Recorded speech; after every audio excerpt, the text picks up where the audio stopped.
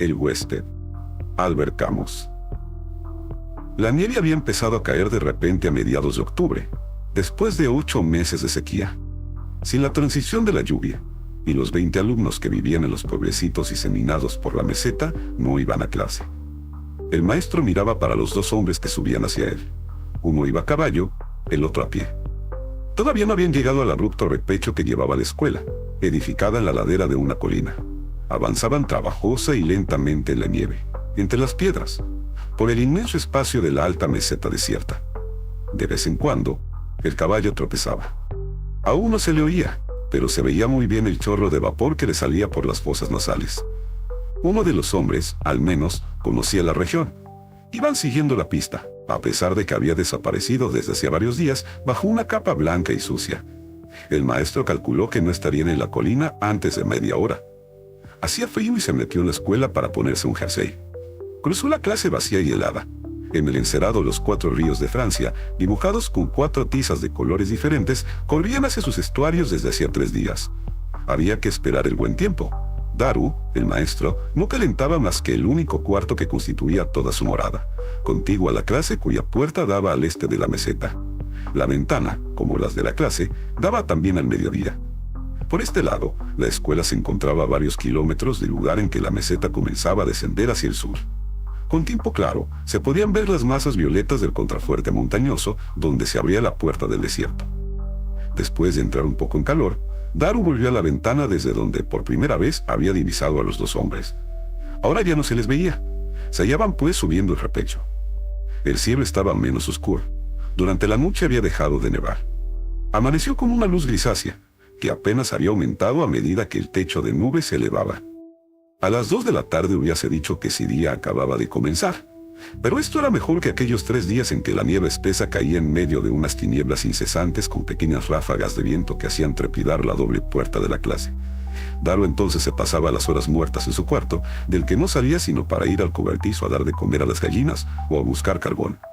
Afortunadamente, la camioneta de Tajit, el pueblo más cercano hacia el norte, había traído el suministro 2 días antes de la tempestad, y volvería a pasar dentro de 48 horas. Por otra parte, Daru tenía con qué resistir un asedio con los sacos de trigo que llenaban la habitación, y que la administración pública le dejaba en depósito para distribuir entre los alumnos cuyas familias habían sido víctimas de la sequía. En realidad, la desgracia había alcanzado a todos, pues todos eran pobres.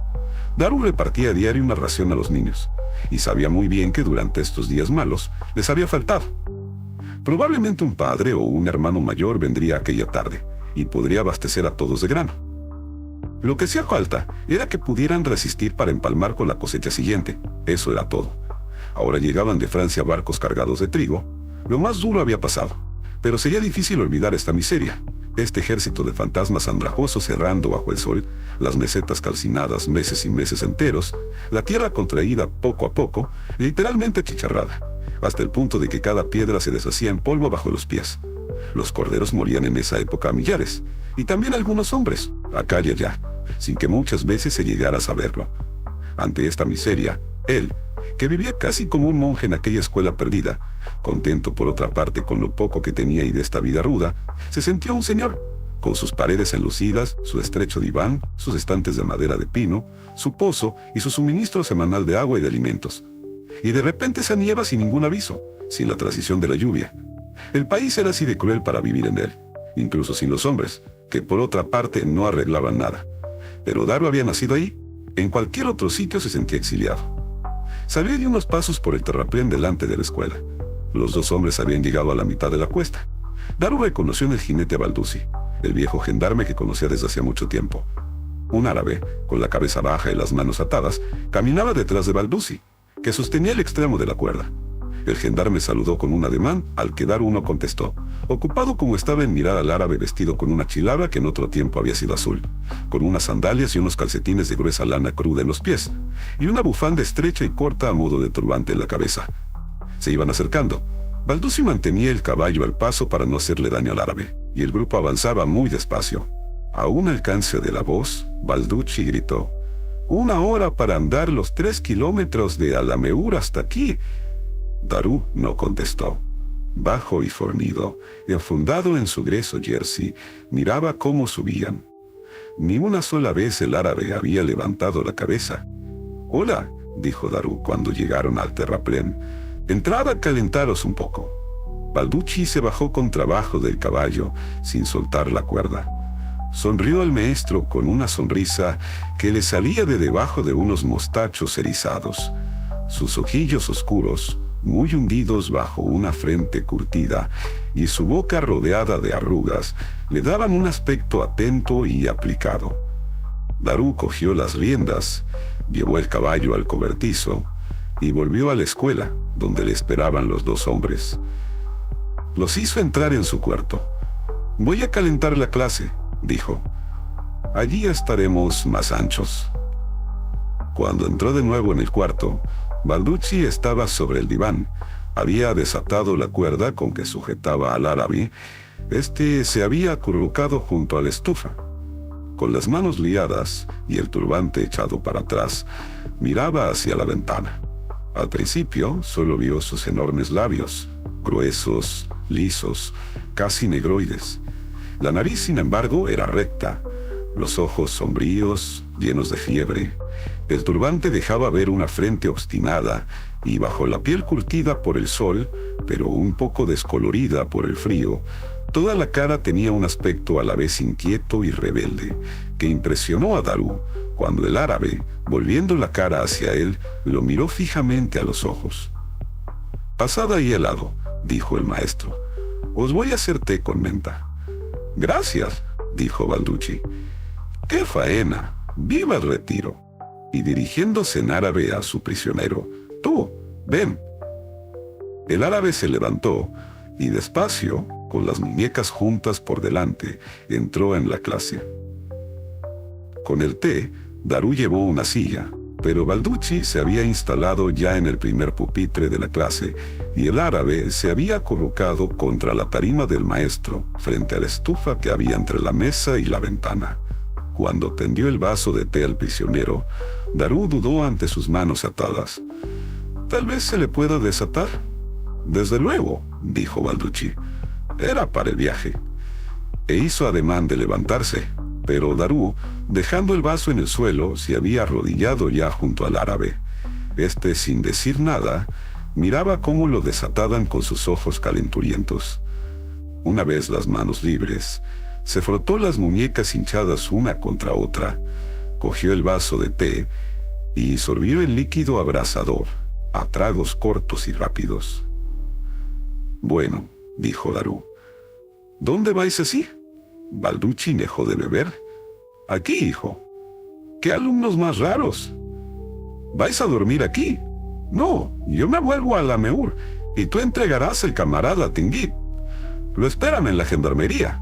«¿Qué estás diciendo?», dijo el maestro. «¿Te burlas de mí?».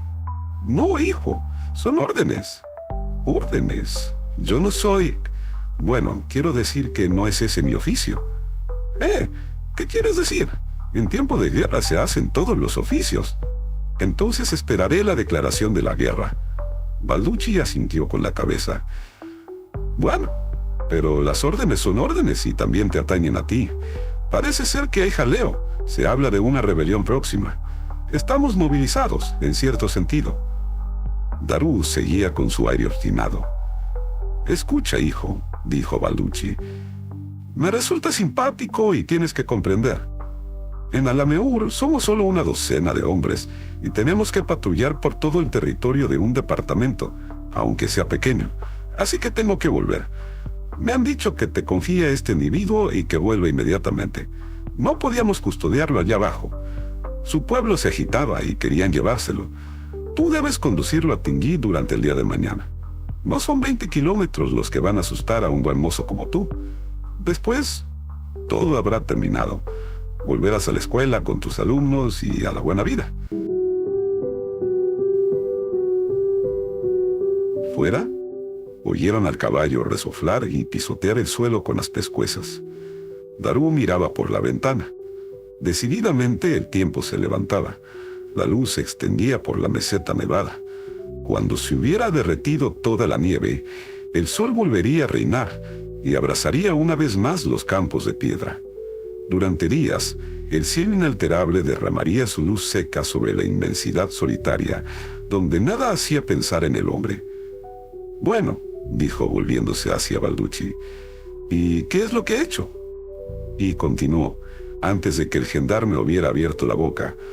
«¿Habla francés?». «No, ni una palabra. Lo buscaban desde un mes, pero los demás lo escondían. Ha matado a su cuñado. Está contra nosotros». «No lo creo, pero nunca se sabe». «¿Por qué lo mató?». «Asuntos familiares, supongo. Uno debía trigo al otro, según parece. La cosa no está clara. Total, que ha matado a su cuñado dándole un golpe con una podara. ¿Te das cuenta? Como un cordero. ¡Tas!». Balducci hizo un ademán, como si se pasara una cuchilla por el cuello, mientras el árabe lo seguía, atentamente. Lo miraba con cierta inquietud. A Daru le entró una ira repentina contra aquel hombre, contra todos los hombres y su asquerosa maldad, sus odios incansables, sus locuras sangrientas, pero la pava del agua caliente silbaba en la estufa. Daru volvió a servir té a Balducci, y después de dudar un momento sirvió también al árabe, que por segunda vez lo bebió con avidez. Tenía los brazos levantados, y el maestro pudo ver su pecho delgado y musculoso por la chilaba entreabierta. «Gracias, chico», dijo Balducci. «Ahora yo me largo». Se levantó y se dirigió hacia el árabe, sacándose una cuerda del bolsillo. «¿Qué vas a hacer?», preguntó Daru con sequedad. Balducci, desconcertado, le enseñó la cuerda. «No vale la pena». El viejo gendarme dudó. «Como quieras. Supongo que estás armado». «Tengo un fusil de caza». «¿Dónde?». «En el baúl. Deberías tenerlo cerca de la cama». «¿Por qué?». «No tengo nada que temer». «Estás chalado, hijo. Si se sublevan, nadie estará seguro. Todos estamos metidos en el mismo saco». «Me defenderé. Tengo tiempo de verlos llegar».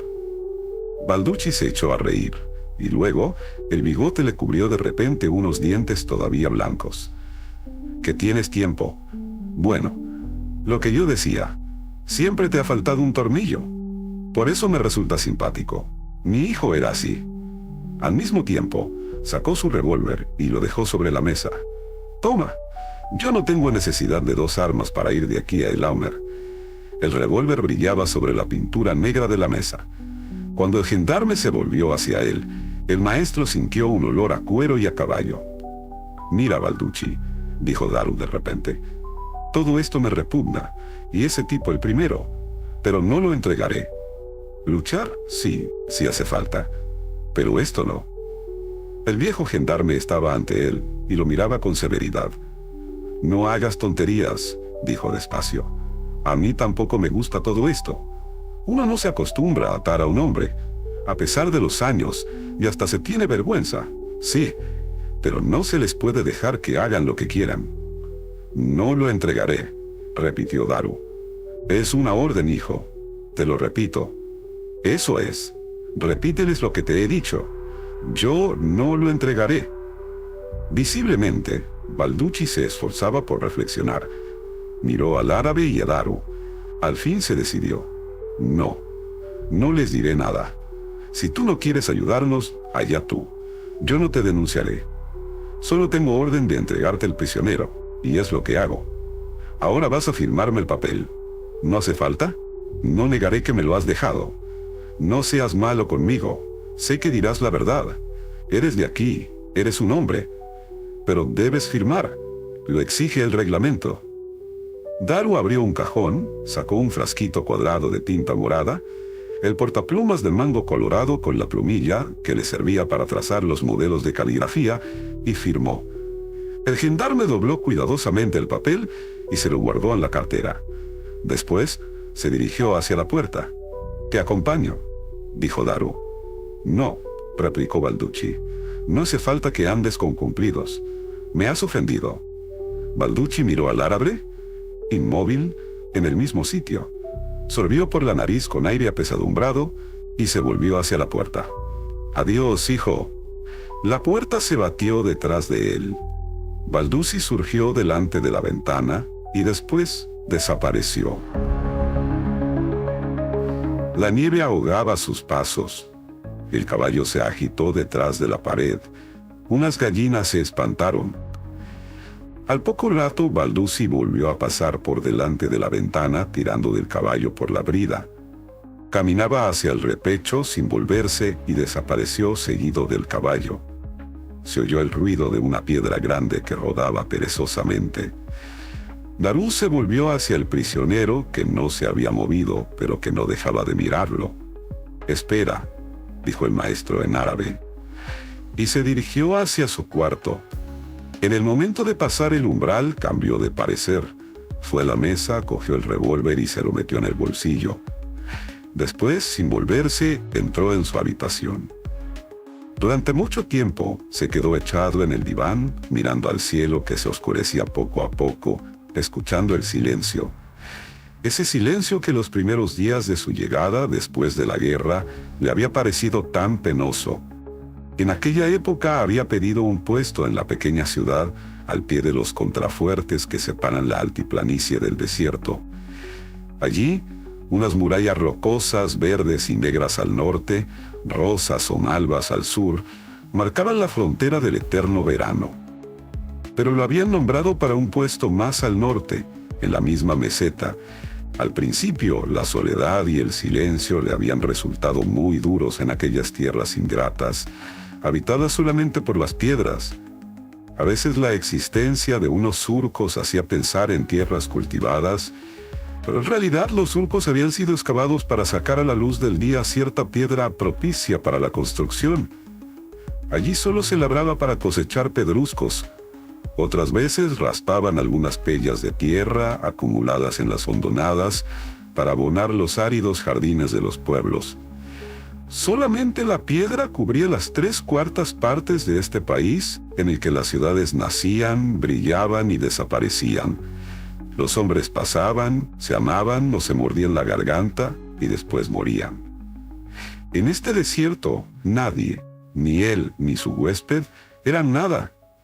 Y sin embargo, fuera de este desierto, ni uno ni otro, Darú lo sabía muy bien, hubiera podido vivir verdaderamente.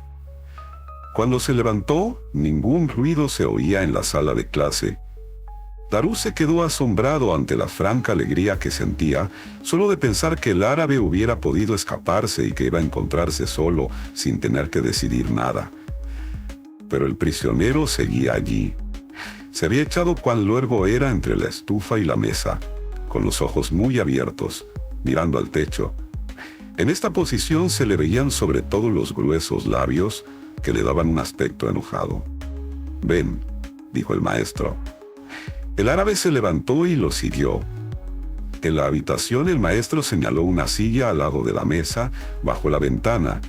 El árabe se sentó sin dejar de mirar a Darú. «¿Tienes hambre?» «Sí», dijo el prisionero. Darú puso 2 cubiertos sobre la mesa. Cogió harina y aceite, amasó en una fuente una torta y encendió el botmo de butano. Mientras la torta se cocía, Darú fue al cobertizo a buscar queso, huevos, dátiles y leche condensada. Cuando la torta estuvo cocida, la puso a enfriar en el alféizar de la ventana, calentó un poco de leche condensada desleída en agua y para terminar batió los huevos para hacer una hortilla. En uno de estos movimientos su mano tropezó con el revólver que llevaba en el bolsillo derecho. Dejó el tazón con los huevos, pasó a la clase y metió el revólver en el cajón de su mesa. Cuando volvió a la habitación, estaba anocheciendo. Encendió la luz y sirvió al árabe. «Come», dijo. El otro cogió un trozo de torta, se lo llevó con viveza a la boca y se detuvo. «¿Y tú?», preguntó. «Primero tú, yo comeré después». Los labios gruesos se abrieron un poco. El árabe dudó y terminó por morder resueltamente la torta. Cuando terminó de comer, miró al maestro. «¿Eres tú el juez?» «No, yo tengo que vigilarte hasta mañana». «¿Por qué comes conmigo?» «Porque tengo hambre». El otro se calló. Darú se levantó y salió. Trajo un catre del cobertizo, lo colocó entre la mesa y la estufa perpendicularmente a su propia cama, y de una maleta grande, que de pie en un encono le servía de estante para sus papeles, sacó 2 mantas que dispuso sobre el catre. Después se paró y al no tener otra cosa en que ocuparse se sentó en la cama. Ya no había nada que preparar ni que hacer, sino mirar a aquel hombre. Y se puso a mirarlo, tratando de imaginarse aquella cara arrebatada por la ira, pero no lo conseguía. Solamente veía la mirada a la vez sombría y brillante y la boca de animal. ¿Por qué lo mataste?, dijo con una voz cuya hostilidad le sorprendió. El árabe desvió la mirada. Se escapé, y yo corrí detrás de él. Volvió a mirar a Daru con unos ojos llenos de una especie de interrogación angustiada. Ahora, ¿qué van a hacerme? ¿Tienes miedo? El otro se atiezó, desviando la vista. ¿Sientes lo que hiciste? El árabe lo miró con la boca abierta. Era evidente que no comprendía. La irritación invadía a Daru. Al mismo tiempo se sentía torpe y embarazado, sin poderse mover entre las dos camas. «Acuéstate aquí», dijo con impaciencia. «Es tu cama». El árabe no se movió. Interpeló a Daru. «Dime». El maestro lo miró. «¿Vuelve mañana el gendarme?» «No lo sé». «¿Tú vienes con nosotros?» «No lo sé. ¿Por qué?» El prisionero se levantó y se echó sobre las mantas, con los pies hacia la ventana. La luz de la bombilla le daba directamente en los ojos y los cerró enseguida. «¿Por qué?», repitió Daru, plantado delante de la cama. El árabe abrió los ojos bajo la luz deslumbradora y lo miró, esforzándose en no pestañear. «Vente con nosotros».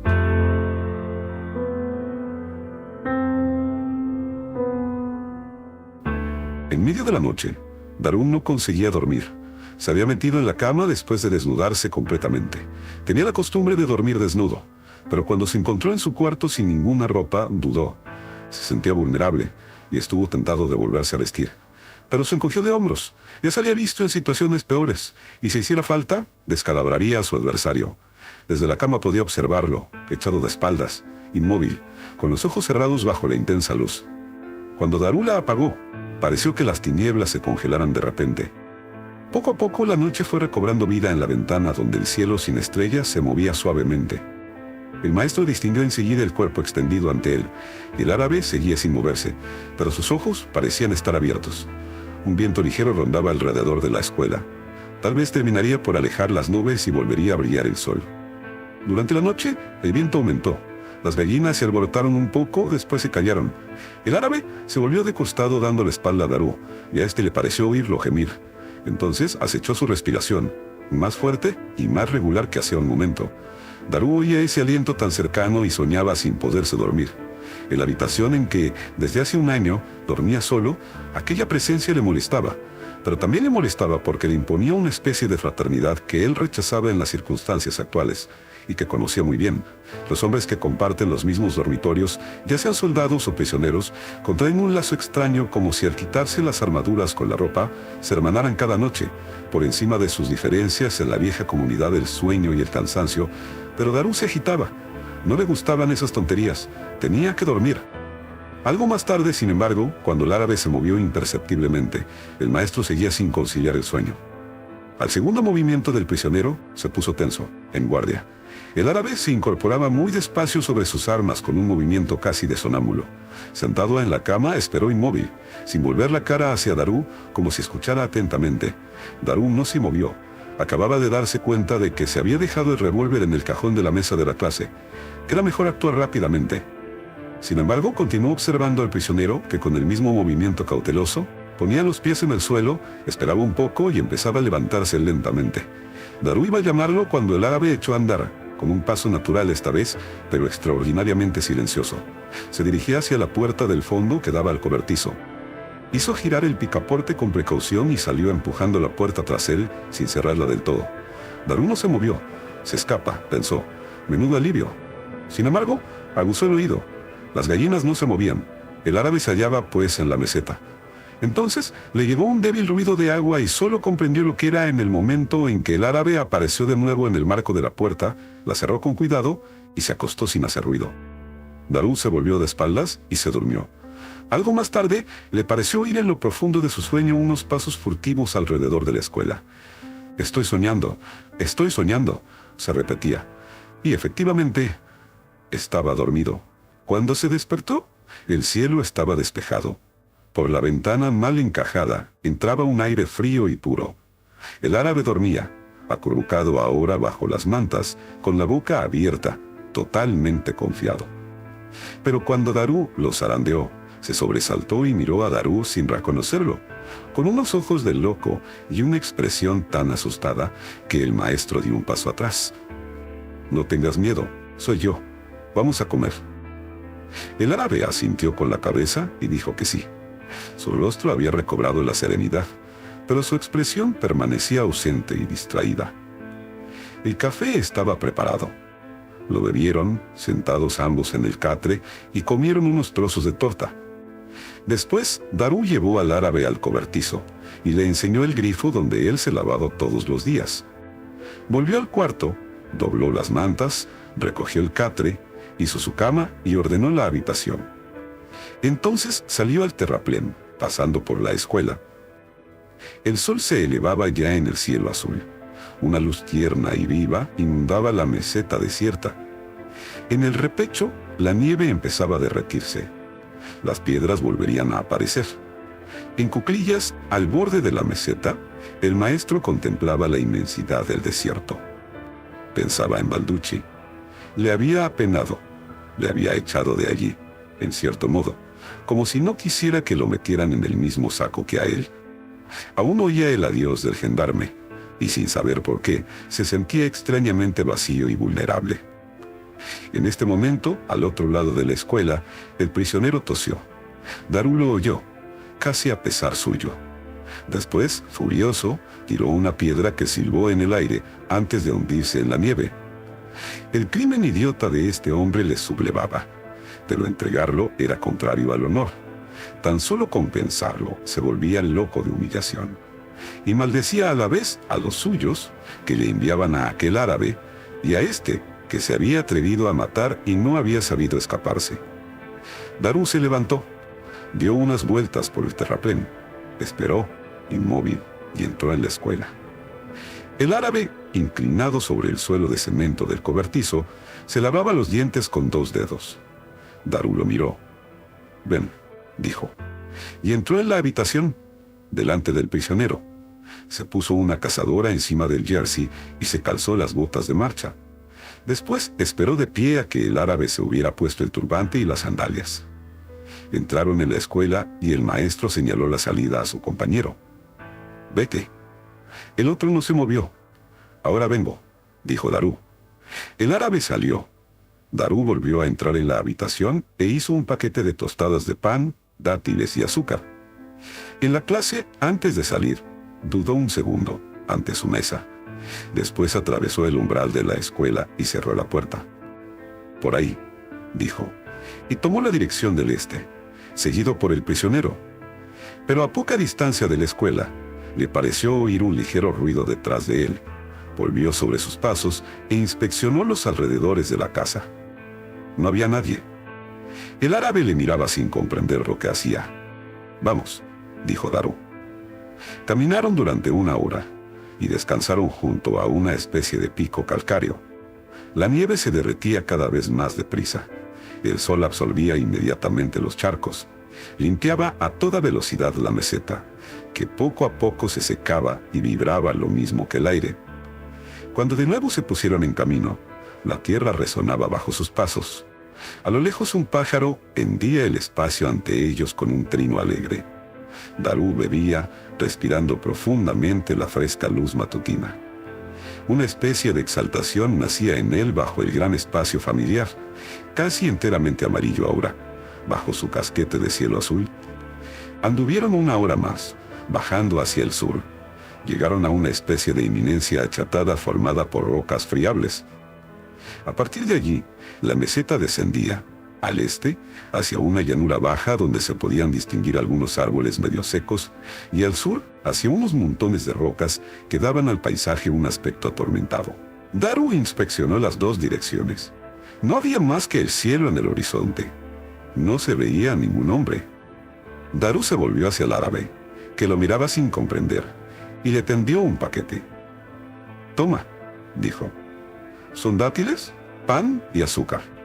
Te llegará para 2 días. Toma 1000 francos también». El árabe cogió el paquete y el dinero y se quedó con las manos llenas a la altura del pecho. como si no supiera qué hacer con lo que le daban. «Mira ahora», dijo el maestro, y señalaba la dirección del este. «Ese es el camino de Tingit. Son 2 horas de marcha. En Tingit están la administración y la policía. Te esperan». El árabe miraba hacia el este, apretando contra sí el paquete y el dinero. Darú le cogió del brazo y, con cierta brusquedad, le hizo dar media vuelta hacia el sur. Al pie de la altura en que se encontraban, se adivinaba un camino apenas bosquejado. «Esa es la pista que atraviesa la meseta. A un día de marcho de aquí encontrarás los pastos y los primeros nómadas. Te acogerán y te darán refugio según sus leyes». El árabe se había vuelto ahora hacia Darú, y su rostro reflejaba pánico. «Oye», dijo. Darú meneó la cabeza. «No, cállate. Ahora yo te dejo». Le volvió la espalda, dio 2 pasos en dirección de la escuela, miró con cierta indecisión al árabe inmóvil y se alejó. Durante unos minutos no oyó más que sus propios pasos, que resonaban sobre la tierra fría, y no volvió la cabeza. Al cabo de un momento, sin embargo, se volvió. El árabe seguía allí, al borde de la colina, con los brazos caídos, mirando al maestro. Darú sintió que se le hacía un nudo en la garganta, pero renegó con impaciencia. Hizo un ademán y echó a andar de nuevo. Ya estaba lejos cuando se detuvo otra vez y miró hacia atrás. No había nadie en la colina. Darú dudó. El sol estaba ya bastante alto en el cielo y comenzaba a devorarle la frente. El maestro volvió sobre sus pasos, al principio un poco incierto, después con decisión. Cuando llegó a la pequeña colina, chorreaba de sudor. Subió por ella a toda velocidad y se detuvo, echando los bofes en la cima. Los campos de roca al sur se dibujaban claramente sobre el cielo azul. Pero en el llano, al este, un vaho de calor empezaba a subir, y en esta bruma ligera Darú, con el corazón en un puño, divisó al árabe que caminaba lentamente por el camino de la cárcel. Un poco más tarde, plantado delante de la ventana de la clase, el maestro miraba sin ver la luz naciente que brincaba desde las alturas del cielo sobre toda la superficie de la meseta.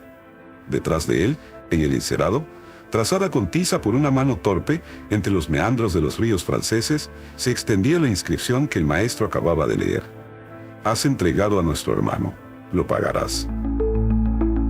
Darú miraba al cielo, la meseta, y más allá, las tierras invisibles que se extendían hasta el mar. En aquel vasto país que tanto había amado, Darú estaba solo.